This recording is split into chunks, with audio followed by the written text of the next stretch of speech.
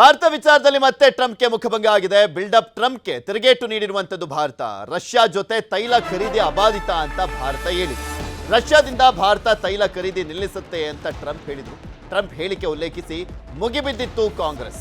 Trump ಹೇಳಿಕೆ ಸುಳ್ಳು ಅಂತ ಹೇಳಿರುವಂತದ್ದು ಕೇಂದ್ರ ಸರ್ಕಾರ. ಇದ್ರ ಬಗ್ಗೆ ಮಾತನಾಡೋಣ. ಪಟೇಲ್, ಇಲ್ಲಿ ಇದು ರಾಷ್ಟ್ರದ ಅಧ್ಯಕ್ಷ ಅಥವಾ ಪ್ರಧಾನಿ ಯಾವ ರೀತಿಯಾಗಿ ಇರಬಾರ್ದು ಅನ್ನುವಂಥದ್ದಕ್ಕೆ ಒಂದು ಬೆಸ್ಟ್ ಎಕ್ಸಾಂಪಲ್ ಅಂದರೆ ಟ್ರಂಪ್ ಒಂಥರ ಕಾಮಿಡಿ ಸ್ಟಾರ್ ಆಗಿಬಿಟ್ಟಿದ್ದಾರೆ.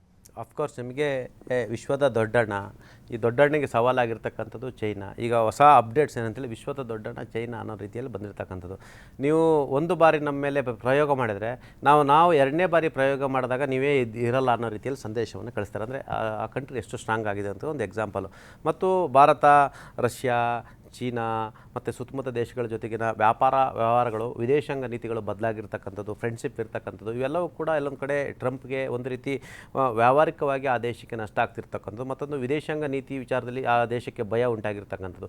ಈಗಾಗಲೇ ಯಾವುದೇ ಒಂದು ವ್ಯವಹಾರ ಒಪ್ಪಂದಗಳಿದೆಯಲ್ಲ, ಅದು ಒಂದು ನಾಳೆಗೆ ಮಾಡ್ಕೊಂಡಿರಲ್ಲ, ಅದಕ್ಕೆ ಇಷ್ಟು ದಿವಸ ಅಂತ ಕಾಲಮಿತಿ ಇರುತ್ತೆ, ಇಷ್ಟೇ ಇದೆ ಅಂತ ಇರುತ್ತೆ. ಆ ಕಾಲಮಿತಿ ಒಳಗಡೆ ರಷ್ಯಾ ಮತ್ತು ಭಾರತ ಒಂದು ವ್ಯಾಪಾರ ವಹಿವಾಟು ಸಂಬಂಧಪಟ್ಟ ಈಗಾಗಲೇ ನಾವು ತೈಲವನ್ನು ಖರೀದಿ ಮಾಡ್ತೀವಿ, ನಮಗೆ ಒಂದಷ್ಟು ಕಡಿಮೆ ರೇಟ್ನಲ್ಲಿ ಅವರು ಕೊಡ್ತಿರ್ತಕ್ಕಂಥದ್ದು. ಹಾಗಂತ ಟ್ರಂಪ್ ಹೇಳಿದ ತಕ್ಷಣ ದಿಢೀರ್ ನಿಲ್ಲಿಸೋಕ್ಕೂ ಆಗಲ್ಲ. ಅದೊಂದು ವಿಶ್ವ ವ್ಯಾಪಾರ ವಹಿವಾಟು, ವ್ಯಾಪಾರ ಒಪ್ಪಂದಗಳು ಇರ್ತಕ್ಕಂಥದ್ದು. ಟ್ರಂಪು ಒಂದು ದಿವಸ ಹೇಳ್ತಾರೆ ನಾನು ನಿಮಗೆ ಟ್ಯಾಕ್ಸ್ ಹಾಕ್ತೀನಿ ಅಂತ, ಸ್ವಲ್ಪ ದಿವಸ ಮಾಡಿದರೆ ಮಾತುಕತೆಗೆ ಬನ್ನಿ ಟ್ಯಾಕ್ಸ್ ಕಡಿಮೆ ಮಾಡ್ತೀವಿ ಅಂತ ಹೇಳ್ತಾರೆ. ಮತ್ತು ಅವರೇ ವ್ಯಾಪಾರ ವಹಿವಾಟು ಸಂಬಂಧಪಟ್ಟ ಒಂದು ನಿಯೋಗವನ್ನು ದೇಶಕ್ಕೆ ಕಳಿಸ್ತಾರೆ. ಮತ್ತು ಇಂಡಿಯನ್ಸಿಗೆ ಬೇರೆ ವೀಸಾ ವಿಚಾರದಲ್ಲಿ ತೊಂದರೆಯನ್ನು ಕೊಡ್ತಾರೆ. ಮತ್ತೊಂದು ಕಡೆ ನಾನು ಸ್ವಲ್ಪ ಸಡಿಲೀಕರಣ ಮಾಡಿದ್ದೀನಿ ಅಂತ ಹೇಳಿದ್ರೆ, ಹಾಗಾಗಿ ಅದೊಂಥರ ಹುಚ್ಚು ದೊರೆಯ ನಿರ್ಧಾರಗಳಾಗಿರ್ತಕ್ಕಂಥದ್ದು. ಇದೊಂಥರ ನಿಮಗೆ ಗ್ರೀಕು ಒತ್ತಿ ಉರಿತಿದ್ದ ಸಂದರ್ಭದಲ್ಲಿ ನೀರು ಪಿಟೀಲು ಬರ್ಸಿದ್ರಲ್ಲ, ಆ ಥರ ನಿಮಗೆ ಅಮೇರಿಕ ಇವತ್ತು ಆರ್ಥಿಕವಾಗಿ ಭಾಳಷ್ಟು ನಷ್ಟ ಅನುಭವಿಸ್ತಿರ್ತಕ್ಕಂಥದ್ದು. ಬೇರೆ ಬೇರೆ ಕಡೆ ಎಲ್ಲ ಅವಕಾಶಗಳಿರ್ತಕ್ಕಂಥ ಅಮೇರಿಕದ ಪರವಾಗಿ ಮಾತನಾಡೋಕ್ಕೂ ಕೂಡ ಬೇರೆ ಬೇರೆ ರಾಷ್ಟ್ರಗಳು ಎದುರ್ತಿದ್ದಾವೆ. ಯಾಕಂತೇಳಿದ್ರೆ ಒಂದು ಸೆಕೆಂಡ್ ಚೈನಾ, ರಷ್ಯಾ ಎಲ್ಲ ಸ್ಟ್ರಾಂಗ್ ಆಗಿರ್ತಕ್ಕಂಥದ್ದು. ಈ ವಿಷಯದಲ್ಲಿ ಈಗ ಭಾರತ ಸ್ಪಷ್ಟನೆ ಕೊಟ್ಟಿರ್ತಕ್ಕಂಥದ್ದು, ನಾವು ಯಾವುದೇ ರೀತಿ ವ್ಯಾಪಾರ ವಹಿವಾಟು ನಿಲ್ಲಿಸಿಲ್ಲ ಅಂತೇಳಿ. ಬಹುಶಃ ಮತ್ತೆ ಟ್ರಂಪ್ ಏನು ಹೇಳ್ತಾರೆ ಅಂತ ಕಾದು ನೋಡಬೇಕಾಗಿದೆ.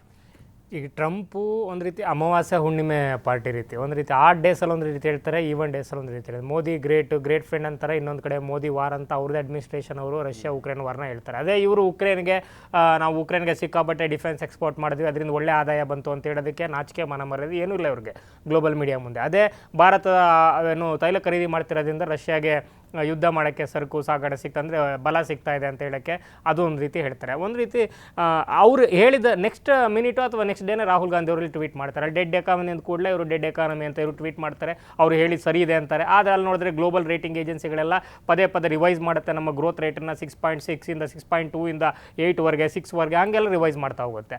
ಮತ್ತೊಂದು ಕಡೆ ಅವ್ರದ್ದೇ ಅಡ್ಮಿನಿಸ್ಟ್ರೇಷನ್ ಅವರು ಒಂದೊಂದು ರೀತಿ ತಿಗಳು ಹೇಳಿಕೆಗಳು ಕೊಡ್ತಾರೆ. ಒಬ್ಬ ಸರಿ ಇಲ್ಲ ಅಂತಾನೆ, ಇನ್ನೊಬ್ಬ ಇಲ್ಲ ಇದು ಭಾರತ ಸಪ್ಲೈ ಚೈನನ್ನು ಮ್ಯಾನೇಜ್ ಮಾಡ್ತಾ ಇದೆ ಅಥವಾ ಮ್ಯಾನೇಜ್ ಮಾಡಬೇಕು, ಚೀನಾ ಎಗರೆಸ್ಟ್ ಇದೆ ಭಾರತ, ಹಾಗಾಗಿ ಭಾರತದ ಜೊತೆ ನಾವು ಚೆನ್ನಾಗಿರಬೇಕು ಅಂತ ಅವ್ರದ್ದೇ ಸಚಿವರುಗಳು ಕೆಲವರು ಮಾತನಾಡ್ತಾರೆ. ಕನ್ಫ್ಯೂಷನ್ ಸ್ಟೇಟಸಲ್ಲಿರುವಂಥದ್ದು. ಮತ್ತು ಟ್ರಂಪ್ ಅವರು ವೈಯಕ್ತಿಕ ಹಿತಾಸಕ್ತಿಗಳಿಗೋಸ್ಕರ ಹೊಡೆದಾಡ್ತಾ ಇರುವಂಥದ್ದು ಹೆಜ್ಜೆಗೂ ಕೂಡ ಗೊತ್ತಾಗ್ತಾ ಇದೆ. ಮತ್ತು ಅವರ ಆ ಒಂದು ಅಧ್ಯಕ್ಷ ಸ್ಥಾನ, America double standard, double game, double mind set ಎಲ್ಲವೂ ಕೂಡ ಗೊತ್ತಿತ್ತು. ಆದರೆ ಇವರು ಎಷ್ಟು ಎಕ್ಸ್ಪೋಸರ್ ಮಾಡ್ತಾ ಇದ್ದಾರೆ ಅಂತಂದರೆ, ಅಮೆರಿಕದ ನೀತಿ, ವಿದೇಶಾಂಗ ನೀತಿಗಳು ಎಷ್ಟು ಲೂಪೋಲ್ಸ್ ಇದೆ ಅನ್ನೋದನ್ನು ಜಗತ್ತಿಗೆ ಮತ್ತೆ ತೋರಿಸ್ತಾ ಇದ್ದಾರೆ. ಮತ್ತು ಆ ತೋರಿಸುವಂಥ ಪ್ರಕ್ರಿಯೆಗೆ ಭಾರತ ಅತ್ಯಂತ ದೊಡ್ಡ ಮಟ್ಟದಲ್ಲಿ ಕಾಂಟ್ರಿಬ್ಯೂಟ್ ಮಾಡ್ತಾ ಇದೆ. ಅಂದರೆ ಎಲ್ಲರೂ ಕೂಡ ಸಕ್ಕಂಬಂದರು, ಎಲ್ಲರೂ ಕೂಡ ಈಲ್ಡಾದರು. ರಷ್ಯಾ, ಚೈನಾ ಅವ್ರ ಮುಂದೆ ಮಂಡಿ ಇವ್ರದೇ ಇರೋದು ಬೇರೆ, ಆದರೆ ಭಾರತಕ್ಕೆ ಅದರದ್ದೇ ಆದಂಥ ಅನಿವಾರ್ಯತೆಗಳು, ಒತ್ತಡಗಳು ಎಲ್ಲವೂ ಇದೆ.